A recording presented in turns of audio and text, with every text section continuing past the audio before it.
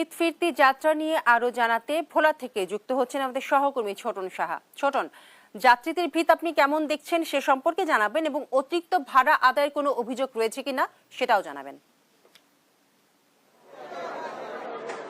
বিপাশা, আজকে যে অবস্থা লঞ্চ ঘাটগুলোতে আমরা দেখেছি যে যাত্রীদের ভয়াবহ চাপ ঘাটগুলোতে রয়েছে, যেহেতু আগামীকালকে বেশিরভাগ পোশাক কারখানা খুলে দেওয়া হচ্ছে, তো সেই হিসাবে যারা কর্মজীবী আছেন তারা কিন্তু ঘাটে ভিড় জমিয়েছেন এবং তাদের যে চাপ সেটি দেখা যাচ্ছে। আমরা ইলিশা ঘাটে রয়েছি, এখান থেকে লঞ্চগুলো কিন্তু রাজধানী ঢাকার উদ্দেশ্যে ছেড়ে যাচ্ছে এবং যাত্রীরা এখানে জড়ো হয়েছেন কর্মস্থলে যাওয়ার উদ্দেশ্যে। এবং যাত্রীদের সাথে আমরা কথাও বলেছি, যাত্রীরা আমাদেরকে যেটা বলছিলেন যে তারা আমাদেরকে বলছিলেন যে লঞ্চগুলো কিন্তু যাত্রীদের কাছ থেকে অতিরিক্ত ভাড়া আদায় করছে এমনটি নয়, একই সাথে যে ধারণ ক্ষমতা রয়েছে নৌযানগুলোতে তার অধিক যাত্রী নিয়ে কিন্তু তারা পারাপার হচ্ছে ঝুঁকিপূর্ণভাবে, এমনটি কিন্তু যাত্রীরা আমাদেরকে বলছিলেন। এবং ঘাটগুলোকে আসলে এই মুহূর্তে আমরা কোনো মনিটরিং দেখছি না। আমরা যেমনটি জেনেছি যে প্রশাসনের পক্ষ থেকে যদিও বলা হচ্ছে যে তারা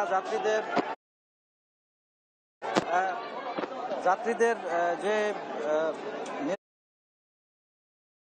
নিরাপত্তার বিষয়টি তারা বিবেচনা করে কিন্তু তারা প্রশাসন যে কাজ করছে সেই বিষয়টি আমরা লক্ষ্য করেছি। এবং ঘাটের বলা যায় যে এই মুহূর্তে যেহেতু যাত্রীদের চাপ, তো সেই হিসেবে বিশৃঙ্খল পরিস্থিতিও কিন্তু বিরাজ করছে, কারণ এখানে যে অবস্থা যাত্রীদের চাপের কারণে কিন্তু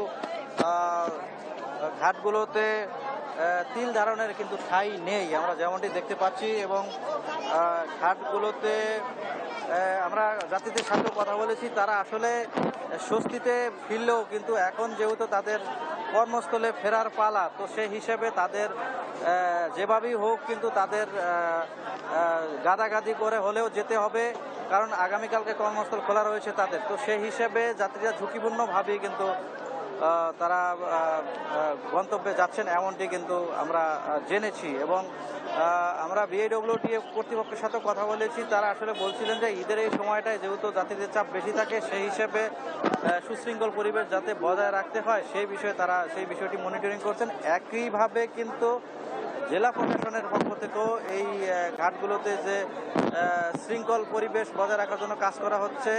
আমরা দেখেছি যে সকাল থেকেই ঘাটগুলোতে কোস্টগার্ড, নৌ পুলিশ, আনসার সদস্য সহ আইন শৃঙ্খলা রক্ষাকারী বাহিনীর সদস্যরা কিন্তু কাজ করছে। তো এ ছিল আমার কাছে যে ঈদের ছুটি শেষে কর্মস্থলে ফিরছেন, রাজধানীতে ফিরছেন যাত্রীরা, তা নিয়ে সর্বশেষ তথ্য। বিপাশা।